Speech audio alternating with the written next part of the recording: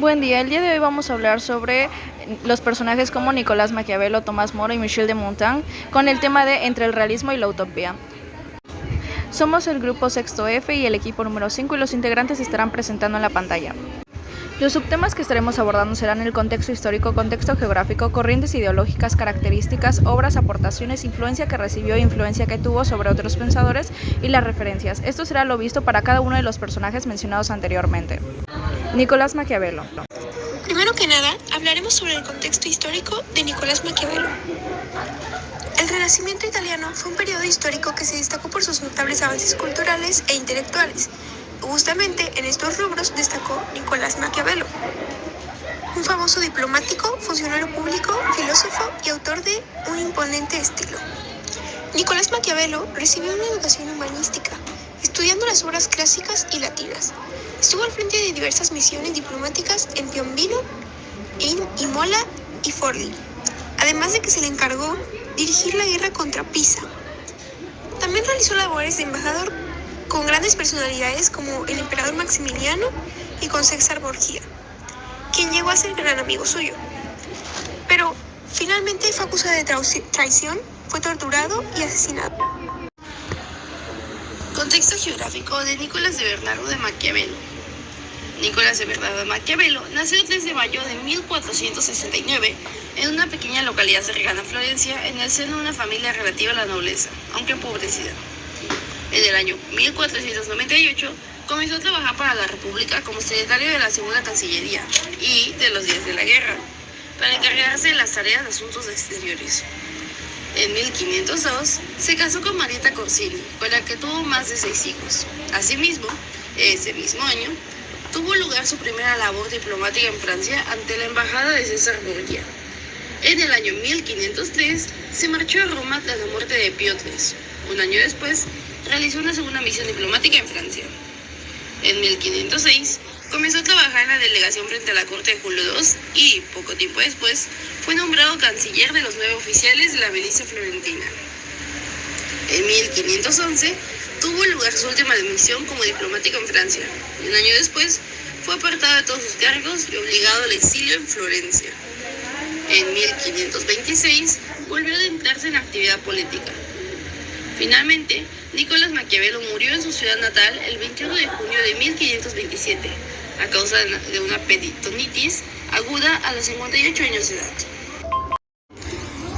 En cuanto a su religión, él se consideraba la religión como un fenómeno político, en la cual decía que la virtud misma era favorecida precisamente por los códigos éticos emanados de la religión, donde un pueblo religioso era en sí mismo un pueblo virtuoso, donde fácilmente podía difundirse la virtud. En cuanto a su arte, implicaba una articulación entre el dominio técnico, pragmático y teórico, que se plasma en las acciones del gobierno, instituciones políticas y discursos. Esto es lo que emplea en su obra El arte de gobernar, en cuanto al ámbito literario.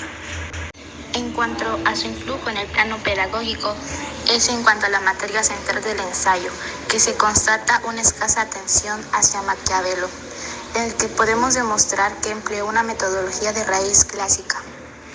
Características de su época, las transformaciones económicas, sociales y políticas que se produjeron hasta la época de Maquiavelo. Durante este periodo se puede identificar en 3 etapas. La primera etapa comienza en el siglo XI y continúa hasta la etapa del siglo XIII. Se caracterizó por la expansión económica y territorial de la sociedad feudal y surgimiento del desarrollo de las actividades y comercio.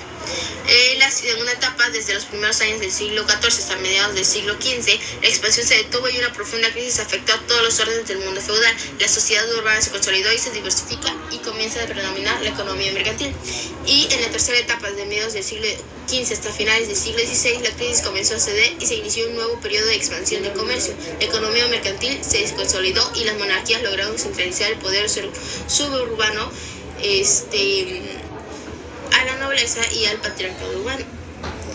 Luego tenemos la primera etapa, que es de ciudades y burgueses del siglo XI al siglo XIII, y hacia que el siglo XI la situación del mundo feudal comenzó a cambiar. Resulta muy difícil identificar la única causa que explique las transformaciones que comenzaron a manifestarse a partir de este momento.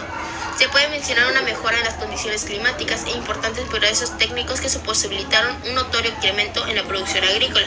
Hicieron posible además el uso de tierras que, como los pantanos y los bosques, no habían podido hasta el momento ser utilizadas para la agricultura.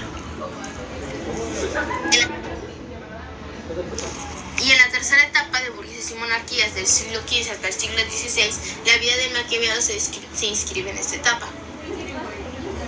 A partir de la segunda mitad del siglo XIV, la retracción comenzó a dejar paso a una nueva etapa de expansión.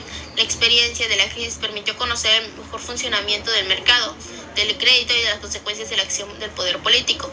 Las burguesías se encontraban en mejores condiciones para accionar sobre la economía mercantil. La expansión, lenta al principio, fue adquiriendo una aceleración creciente.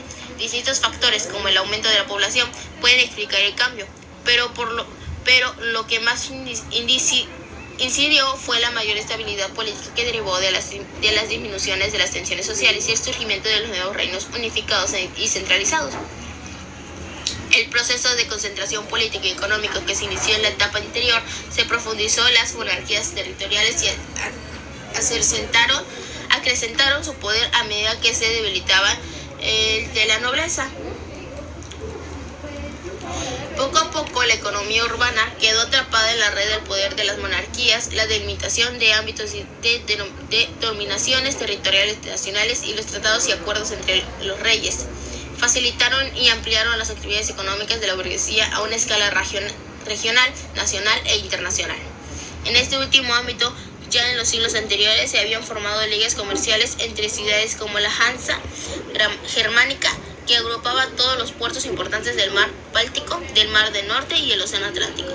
El esplendor de muchas ciudades alcanzaron entre la segunda mitad del siglo XV y las primeras décadas del siglo XVI, entre ellas las del Renacimiento italiano. Debió a que el patriciado urbano dejó al lado de viejas concepciones para incorporar las ventajas de su nueva situación política y económica. 1. La economía feudal, basada fundamentalmente en la producción para la subsistencia, sucumbió ante el predominio de la economía y del mercado. 2. La sociedad estamental típica de la época feudal dio paso a una sociedad diversificada, caracterizada por el surgimiento de nuevas clases y grupos sociales. Entre ellos, las burguesías urbanas lograron ocupar un lugar preponderante en la sociedad. Y 3. El sistema político feudal fue centralizado. Una nueva distribución de poderes y estilos políticos caracterizaron a las monarquías nacionales. Ahora, hablando por el lado político, el Estado es un poder terrenal, puro y autónomo. Con este paso, la filosofía política se hace autónoma y el Estado nace entendido como una entidad política secular, no subordinada ni a Dios ni a ninguna otra autoridad superior. La operación territorial que cumple Maquiavelo es aquella que delinear las características específicas y técnicas de una política que se expresa en la formación de un Estado laico, desvinculado de la religión y la ética. Por tanto, estados dotados de autonomía y vida propia y donde la política jugaba el rol de sostener y conservar el poder. La política para Maquiavelo es, por tanto, una técnica de acceso y control de poder, con lo cual nace efectivamente la política en sentido estricto. El mayor aporte de Maquiavelo a la política, como la subraya Gennaro Sasso, es una exclusividad. Su autonomía, dado que es la primera realidad de la vida humana, el único fin que usándolo también como medio, el hombre necesita perseguir con el sacrificio, si es necesario, de su propia alma. La política de Maquiavelo es superiorem non recognoscens. Esta concepción de Maquiavelo será un punto que no retornó para la política y la filosofía moderna. Luego tenemos el lado social, donde Maquiavelo vive una sociedad de transición que por el entrecruzamiento y fusión de los elementos distintos puede caracterizarse como un feudo-burguesa. Conviene señalar que las transformaciones iniciadas en el siglo XI fueron adquiriendo con el paso del tiempo distintos ritmos y profundidad. Y por último, del lado educativo, tenemos que Maquiavelo afirma que la distancia que existe entre el conocimiento de cómo viven los hombres y de cómo deberían vivir es tan grande que si se abandona el estudio de cómo viven para estudiar únicamente el cómo debería vivir, se aprende lo que construirá la ruina de las personas y no los que les persevera de ella. También consta de una escasa atención hacia Maquiavelo por parte de los especialistas de educación y su historia, y sin embargo tuvo una incidencia importante en las teorías educativas como las como las de Rousseau, y en asentar la idea de que la educación es esencial para la República como legitimadora y cohesionadora de estabilidad y el gobierno del Estado. El Príncipe, 1532. El texto ha pasado a la historia del pensamiento por convertirse en el inicio de la reflexión teórica sobre los orígenes del poder y su estructura, considerando a la política como ciencia libre de principios morales o religiosos y basada en el método del análisis para extraer las leyes que regulan las acciones humanas. Lo escribió en el marco de la crisis política italiana. Se opone a la decadencia de los príncipes italianos, que ha caído en la corrupción, los lujos y el favoritismo, por lo que busca en la antigua Roma el modelo de virtud que debe encarnar el nuevo príncipe para el surgimiento del país. Discurso sobre la primera década de Tito Livio. En esta obra, Maquiavelo intenta explicar la estructura y los beneficios del gobierno republicano, el cual está basado en el consenso y el control popular. Se trata de una de sus obras de teoría política más ambiciosas. La Mandrágora, 1524. En esta obra de teatro se aprecia la ironía con la que Maquiavelo miraba a la sociedad de su época, a la que calificaba como sucia e imperfecta, por lo que fue criticado. El arte de la guerra, 1521. El arte de la guerra es una meditación histórica sobre las virtudes de la vida militar y la necesidad de que se organice y se discipline. Además, rememora los tiempos pasados en que todos los hombres elogiaban la vida del soldado. Historia de Florencia, 1532. Es una obra clave en el discurso de Maquiavelo que nos deja clara la actualidad de su pensamiento. Es una obra antimodelo y constituye el primer tratado moderno sobre la decadencia en que la fortuna convive con la virtud. De las Conjuras, 1527. Aquí se abordan los peligros de las conspiraciones y los componentes de un ejército, algo vital para conseguir y conservar el poder. Aquí aconseja sobre tácticas y disciplina, pero además explica por qué las promesas realizadas bajo el uso de la fuerza no deberían cumplirse. Diálogo en torno a nuestra lengua. Esta es una obra de reflexión lingüística que, no obstante, posee un marcado carácter político, bajo la defensa del florentino y su lugar respecto a las demás lenguas vulgares habladas en Italia. Surge esta posición que analiza la influencia del modelo florentino en relación con la supremacía cultural y política que ejerce dicha ciudad en la península. Epistolario, 1512-1517. Se trata de una selección de cartas que nos dejan ver el tratado de un hombre con sus estrategias íntimas, su humor agudo y helado, así como sus efectos familiares y audacias públicas. Se trata de la vivencia del autor, de su desgracia y marginación política que intentó remediar con ayuda de sus conocidos. El archidiablo Belfegor. Es el único relato de Maquiavelo donde lo encontramos en su estado más puro, en una vertiente sumamente desconocida. Sus dotes de narrador quedan totalmente reflejados en esta historia llena de un humor sumamente singular. Maquiavelo suministra una teoría que relaciona fines y medios, pero además su aportación personal es que el bien puede provenir del mal y viceversa. El mayor legado de Nicolás Maquiavelo ha sido fundar la ciencia política moderna.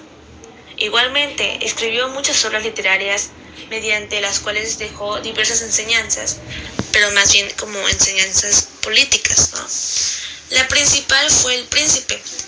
Así se refería al gobernante ideal, ¿no? En ella plasma las diferentes formas de gobierno y sus experiencias con varios personajes del poder con quien compartió. Análisis de los elementos políticos. Puso de manifiesto los elementos políticos que debían someter a estudios. Con ello, el filósofo trató de describir una forma de estado estable y permanente. También estuvo lo que es el análisis de comportamiento de los líderes. En su obra, El Príncipe establece las características de un buen gobernante y cómo éste debe comportarse para aspirar a ser el mejor. Y su juicio debe ser el correcto. La separación entre la Iglesia y el Estado. En este sentido, Nicolás Maquiavelo pone de manifiesto la influencia y fuerza política que la Iglesia había tenido sobre el Estado hasta ese momento. La concepción que tenía sobre la sociedad era completamente distinta a la que manejaba habitualmente.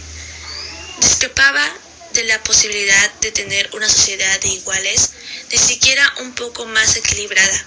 Primero porque era un acontecimiento nunca visto en su época y porque lo consideraba inalcanzable. La visión realista que lo caracterizaba lo llevó a opinar con las clases sociales privilegiadas. A pesar de ser la minoría, jamás lo permitirían. Ellas se catalogaban como poderosas y nunca cumplían ninguna función creadora. Maquiavelo tomó inspiración para sus obras más conocidas, como por ejemplo El Príncipe, quien fue César Borgia. Mayormente sus obras están inspiradas en una nueva política, en donde considera el bien y el mal. Era un genio y el creador de su propia política. Se influenció de grandes artistas como Aristóteles, Erasmo, Da Vinci, entre otros. Precisamente por eso, Maquiavelo no dudó en considerar como príncipes ejemplares a un Fernando el Católico que había establecido y reunificado España, pero que también se había asentado en Nápoles y Sicilia. O también un César Borgia, que pretendía consumar los proyectos dinásticos de su padre, el Papa Alejandro VI. En él se perciben con una relativa facilidad influencias de Jenofonte e Isócrates, también de Salustio y de Titio Livio, e inclusive de Tucídides y Epicuro. La operación teórica que cumple Maquiavelo es aquella de delinear las características específicas y técnicas de una nueva política que se expresa en la formación de un Estado laico desvinculado de la religión y de la ética. Sus seguidores fueron numerosos desde el principio sin consideraciones de nación o creencia. Enrique VIII y su consejero Thomas Cromwell lo siguió de manera especialmente cuidadosa cuando condujo a Inglaterra el cisma de la Iglesia Católica, persiguiendo por igual a los partidarios de la Reforma y a los fieles al Papa y asentando el Estado en la identidad nacional y no en la fidelidad a una religión cuyo máximo dirigente vivía en otro país. También a Thomas Hobbes, James Harrington, Jean-Jacques Rousseau, Giambattista Vico, Vincenzo Cuoco, George Wilhelm Friedrich Hegel. Hegel describe que la obra de Maquiavelo no solamente está justificada, lo cito, sino que aparece como la verdadera concepción elevada y magnífica de un auténtico genio.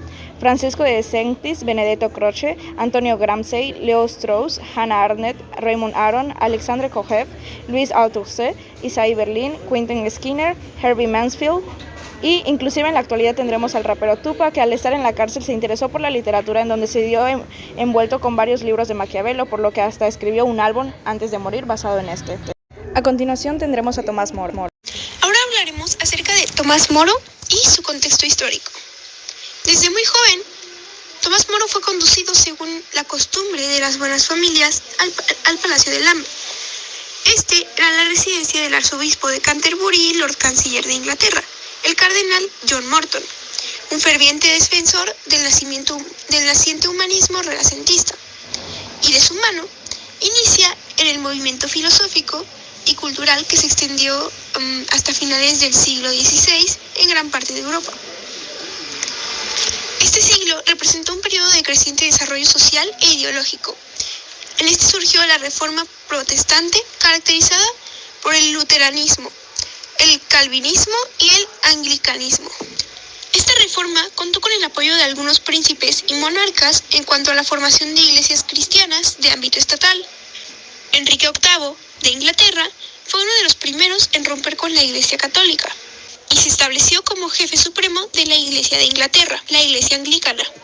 También ordenó la disolución de los monasterios y la unión de Inglaterra con Gales. Tomás Moro nació el 7 de febrero de 1478 en Londres, Inglaterra. Fue el hijo mayor de Sir John Moore, caballero y el juez de la Curia Real, y Agnes Granger. Desde 1501 hasta 1504 perteneció a la Tercera Orden de San Francisco, dedicada por completo al estudio religioso. A su salida del convento de los Cartujos se dedicó al trabajo del Parlamento.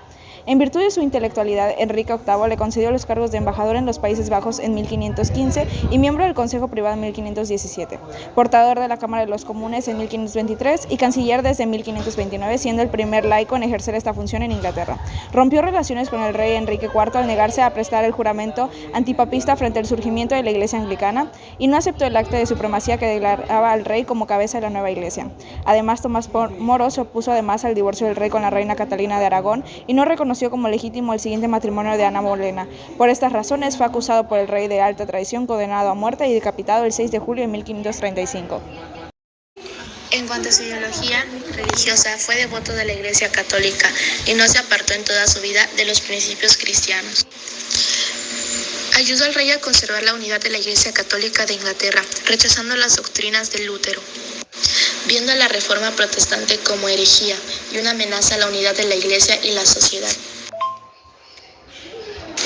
En cuanto a su ideología artística, tenemos en la literatura, en la que su obra más conocida de Moro es Utopía. Es un libro que explora cómo debería ser una sociedad ideal bajo una ética y religión determinada. Igual tenemos que en la Utopía de Tomás Moro existe un pensamiento urbanístico que se manifiesta por medio de la imaginación artística y de la arquitectura de la utopía, siendo una concepción racional del espacio que lo separa de lo sagrado y se convierte en objeto propio de la inteligencia y la evolución humana. El lado social. Su pensamiento político-social es considerado como una preconcepción del socialismo. Su libro Utopía, donde se desarrolla la gran medida de sus ideas, ejerció notable influencia en el desarrollo del pensamiento socialista. Tomás planteó el gobierno de un estado ficticio guiado por la moral y la razón. En esta sociedad se regía un sistema comunista y republicano democrático. En lugar de seguir dos designios de un autócrata, el intelecto y el buen juicio. Luego tenemos el lado político, donde las ideas políticas de este filósofo fueron de tendencia socialista y comunista. Algunos consideran que fue el pionero del socialismo, desde 1510 Tomás era representante de Londres en el Parlamento. Se desempeñaba como subprefecto de la capital inglesa. En ese puesto tenía como principales deberes presidir la corte local y brindar asesoría legal y a otros funcionarios. Luego tenemos la cultural, donde Tomás fue uno de los máximos exponentes del humanismo. El humanismo es el fin del teocentrismo y el inicio del antropocentrismo. El ser humano sustituye a Dios como el centro del universo. Se enfoca en la capacidad de los seres humanos de conocer el mundo e interactuar con él mediante la razón.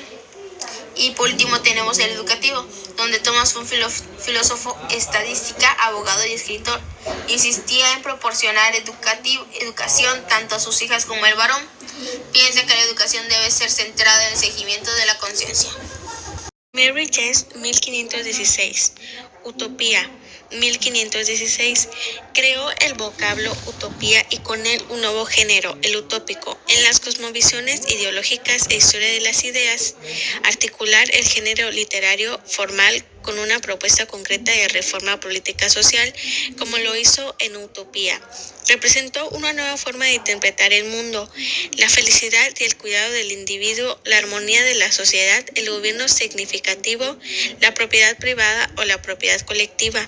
Introduce una serie de temas que se han convertido en principios fundamentales del pensamiento radical moderno, tales como la crítica a la propiedad privada y a las formas tiránicas de gobierno, así como la visión de que un orden social justo y equitativo es la mejor garantía de bienestar.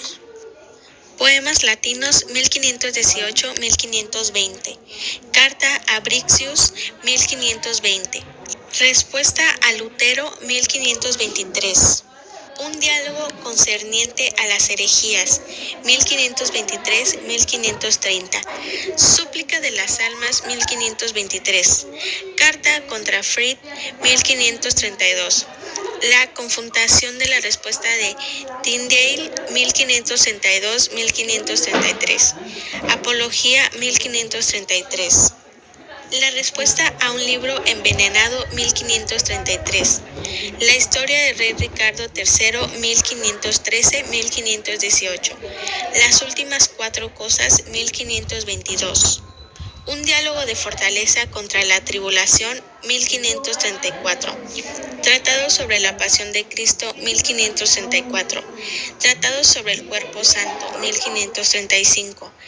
Instrucciones y oraciones, 1535. La Agonía de Cristo, 1535. Ahora veremos las aportaciones o descubrimientos que tuvo. En primer lugar, ayudó al rey Enrique VIII a conservar la unidad de la Iglesia Católica de Inglaterra, rechazando las doctrinas de Lutero e intentó mientras pudo mantener la paz exterior. Además, creó el vocablo utopía y con él un nuevo género, el utópico, en las cosmovisiones ideológicas e historia de las ideas. Articular el género literario formal con una propuesta concreta que reformó política y social como lo hizo en Utopía, representó una nueva forma de interpretar el mundo. Además, su más grande acción fue la reforma educativa, puesto que defendió el humanismo y su enseñanza. También consideró que la aproximación de los estudiantes a las fuentes históricas podía dar una visión más amplia de los problemas contemporáneos, generó un gran impacto social con el ejemplo que impuso él mismo, la educación femenina, y fue partidario de enseñar a mujeres y hombres con la misma complejidad, además de impartir las mismas materias. Ahora veremos la influencia que recibió. Uno de los antecedentes a la obra de Tomás Moro son los Hechos de los Apóstoles, que dice, y cito, la multitud de los creyentes tenía un solo corazón y un sola alma, y nadie consideraba suyo lo que poseía, sino que tenían todas las cosas en común. No había entre ellos ningún necesitado, porque los eran dueños de campos o casas, las vendían, llevaban el precio de la venta, lo ponían a los pies de los apóstoles, y se repartía a cada uno su necesidad. Hechos 4, del 32 al 35. Este pasaje de los Hechos de los Apóstoles describe bien a Moro, no solo por ser mártir de la fe, sino por su honestidad, coherencia y testimonio de la vida cristiana, por su unidad de vida.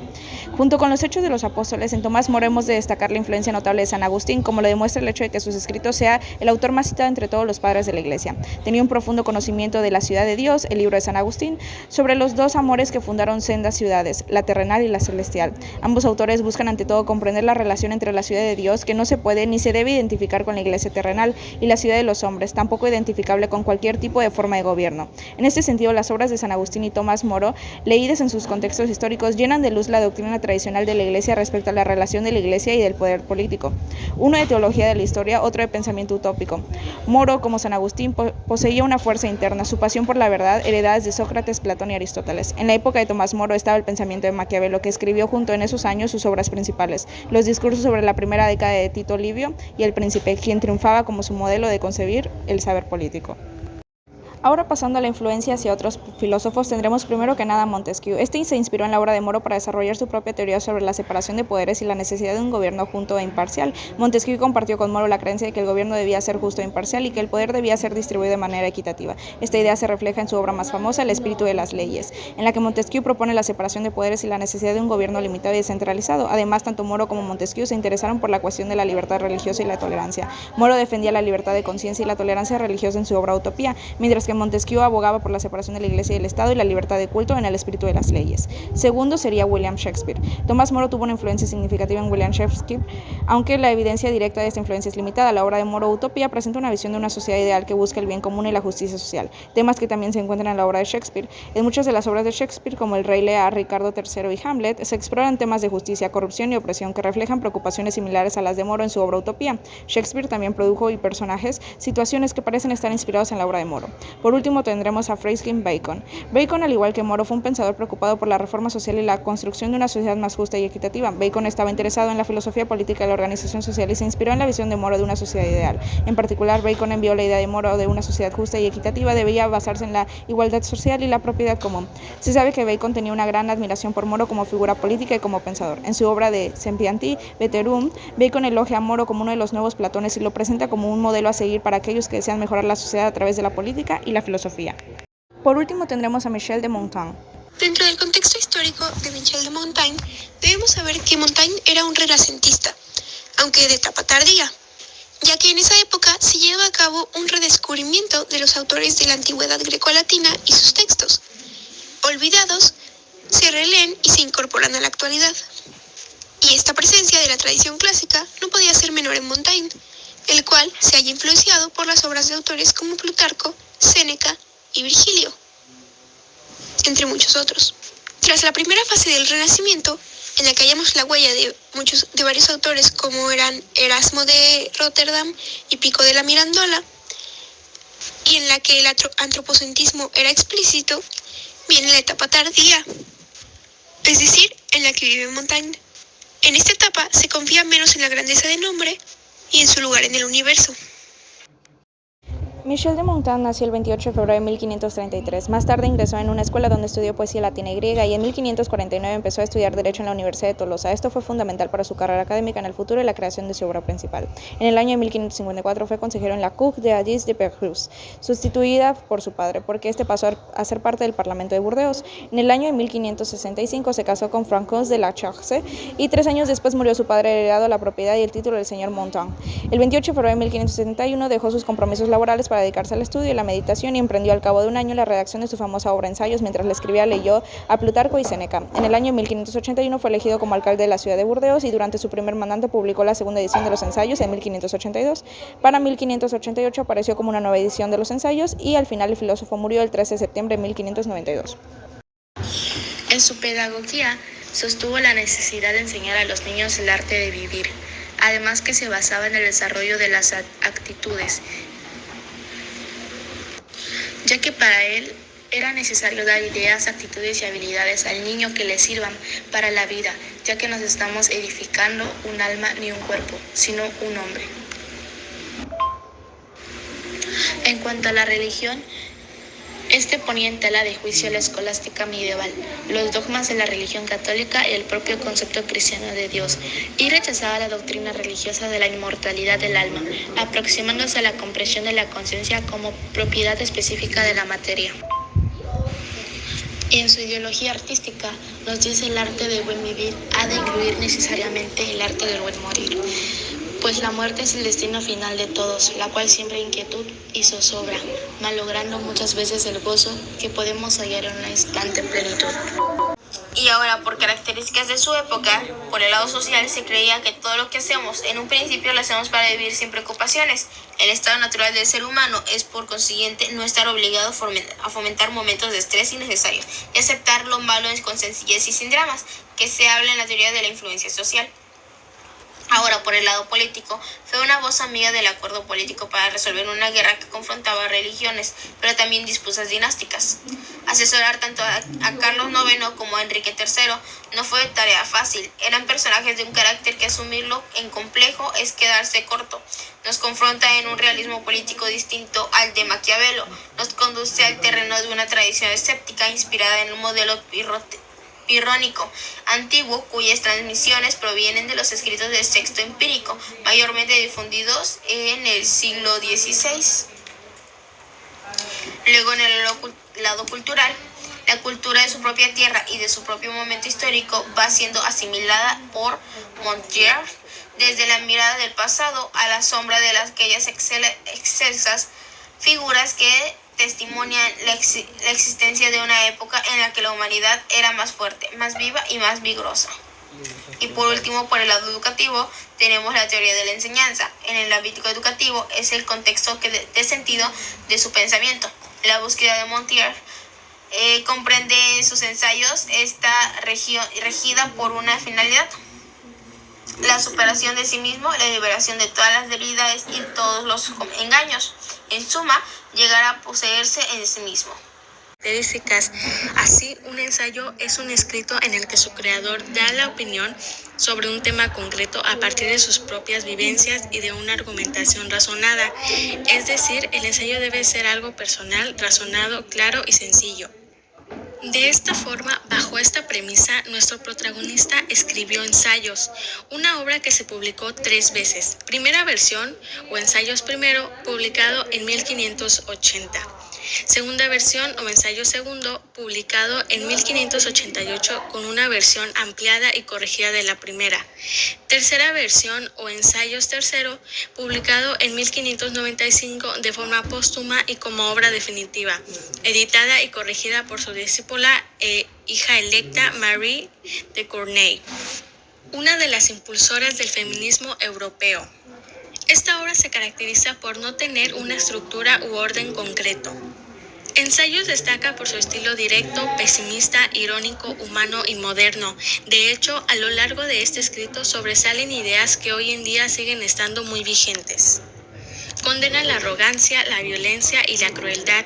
El fanatismo, el colonialismo y la esclavitud son hechos que radican en la propia ignorancia y en la idea de que tenemos la verdad absoluta. Asimismo, la violencia, arrogancia, bloquean nuestra capacidad de razonar. La religión no posee el conocimiento absoluto. Todas las religiones tienen sus errores y sus aciertos. Creer que la religión tiene el conocimiento de la verdad absoluta conduce al fanatismo y a injusticias como la caza de brujas. Debemos aceptar que hay otros pueblos con otras costumbres y tradiciones tan válidas como las nuestras y que no son inferiores. Por tanto, lo correcto sería abandonar nuestros prejuicios y entender al otro. El amor romántico es una de las mayores desgracias para el ser humano porque impide el desarrollo y la libertad del individuo. El ser humano debe conocerse a sí mismo antes que a su propia naturaleza. La búsqueda de la fama y el honor es el mayor impedimento para conseguir el equilibrio y la paz, ya que su búsqueda implica la aceptación social y actuar para agradar a los demás. Por tanto, debemos mostrar desinterés por la opinión social y cuestionar los conceptos establecidos por la masa. La vida es breve y por ello debemos aprender a morir y aceptar las situaciones que nos depara la vida. Solo así seremos libres. Des Caníbales Suivis de Des Coche, 1595, frente a la obra filosófica o moral clásica que pretendía pontificar sobre cómo es el mundo y cómo debe comportarse el hombre en él. Educación de los hijos, 1580. Este ensayo de Montaigne le servirá de guía y consejo al tiempo que confiere el suficiente aplomo para desenvolverse en tan difícil tarea. An Apology for Raymond Sebond. De la vanidad, 1588. Nos acerca una propuesta esencial, conservar el espíritu crítico, pues ningún conocimiento es absoluto. En un siglo en el cual reinan las guerras de la religión, la miseria y la vanidad, Montaigne reclama el derecho a dudar para defender el eclecticismo y la tolerancia. Otros, diarios del viaje, compartió con Etienne de Lavoisier. Michel de Montaigne fue uno de los grandes humanistas de su época. Ha pasado a la historia siendo considerado el fundador del género literario del ensayo. Aparte, fue el que creó la palabra ensayo, ¿no? Definido primeramente como un bosquejo o borrador sobre un tema, en contraposición a un texto con mayor blindaje en sus afirmaciones o negaciones, como era en el caso de los artículos o de los tratados. Ahora veremos la influencia que recibió. Michel de Montaigne creía firmemente, como Sócrates, que la ignorancia era la fuente de todo mal y que teníamos que luchar contra ella, pero también creía que una idea de lo que nos plazagáramos, porque si no podía tener validez, de manera que era más importante la propia reflexión y búsqueda para hallar la verdad. La historia que cuenta Jean-Luc Henning es de la amistad extrema, es un magma de hipótesis que navega entre la incertidumbre y la realidad, porque es lícito plantearse si Michel de Montaigne idealizó en exceso su relación con Etienne de Lavoisier tras su fallecimiento, pero asimismo es normal plantearse que de no haber existido carecería de sentido ese impulso afectivo fundamental al propiciar los famosos ensayos y la reclusión de uno de los padres del pensamiento moderno en su castillo, donde escribía bajo el lema de Mutus Amor, como si esa inscripción votiva situada en el friso de su amada biblioteca sirviera para recordar al compañero desaparecido. El texto de Lavoisier estuvo en el origen de los mismos ensayos de Montaigne, una de las obras cumbres del humanismo, el primer pensador que utilizó la primera persona en singular, el yo, de forma moderna crítica. Lavoisier era 3 años mayor que Montaigne y la amistad entre ambos duró 6 años, de 1557 a 1563. Fue una amistad intelectual intensa, única en un hombre tan escéptico como Montaigne. Nos buscamos antes de conocernos y fue posible porque él era él y yo era yo. Así es como lo cita. Cuando murió Lavoisier, Montaigne quiso continuar el diálogo de él de otra manera. Si no era posible hacerlo de viva voz, lo quiso hacer mediante la publicación del discurso de la servidumbre voluntaria. Después quiso rodear el texto de su amigo, ocuparía el capítulo 29 con pensamientos propios y así germinó la idea de los ensayos. Al final Montaigne publicó los sonetos de amor a Lavoisier y le dedicó el texto a la amistad, situándole en el centro de su gran proyecto literario en el capítulo 28 de su primer libro de ensayos. También se influenció en obras de los autores como Etienne de Lavoisier. También tendrá como a Séneca, su principal guía, cuyas ideas aplacaban la practicidad y el control de las pasiones humanas. Séneca afirmaba que la introspección, autodisciplina, tolerancia y moderación continuarían una dignidad humana, algo especialmente apreciado por Montaigne en tiempos de conflicto extremo debido a las constantes guerras religiosas entre católicos y protestantes que azotaron Europa en la segunda mitad del siglo XVI.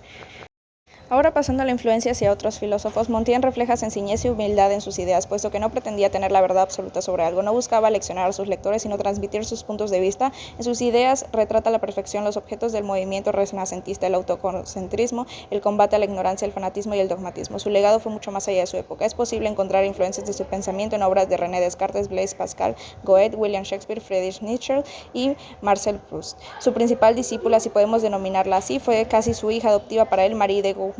María era una fanática de los ensayos y cuando conoció a Montaigne durante una visita a París se convirtió en su principal confidente. Tanto es así que a la muerte del autor su esposa le dio acceso ilimitado a los papeles de Michel, encargándose de publicar la tercera edición de los ensayos, que incluía un tomo más, 3 en total, que la edición anterior, con capítulos añadidos y todas las correcciones que Montaigne realizó en sus últimos años. Gournay terminaría convirtiéndose en una de las primeras intelectuales protofeministas de la historia, escribiendo La igualdad entre el hombre y la mujer y Agravio a las damas, donde analizó las causas de la desigualdad entre hombres y mujeres y el porqué de la marginación de estas en la educación y la filosofía. Ahora que hemos llegado al final, podemos dar nuestras conclusiones. Posterior a todo lo expuesto anteriormente, podemos llegar a la conclusión que nuestros personajes históricos, que son Nicolás Maquiavelo, Tomás Moro y Michel de Montaigne, aportaron un gran repertorio de obras de donde podemos extraer diversos tipos de fragmentos con una gran abundancia de distintas temáticas, desde ámbitos políticos y de la justicia verdad del hombre hasta cuestiones de amistad y amor, volviendo estos tres pensadores emblemáticos ejemplos a la hora de hablar de temas profundos de ética, inclusive sentimientos. Si bien estos filósofos inclinaron sus trabajos más al ámbito del pensamiento y la reflexión, estos de igual manera aportaron en otras ramas del conocimiento, como fue la estructura del ensayo, siendo uno de los más grandes aportes de Michel de Montaigne a la humanidad. Mientras que con Maquiavelo podemos usarlo como un claro referente en el mundo de las leyes, hasta llegar a Tomás de Moro y sus reflexiones de lo que es la verdadera amistad y cómo esto marcó sus trabajos. Es así como vemos a estos tres grandes hombres del pensar y la razón explayarse en sus obras para que nosotros podamos estudiar y aprender de estas. Aquí les dejamos las referencias bibliográficas empleadas en esta investigación y exposición.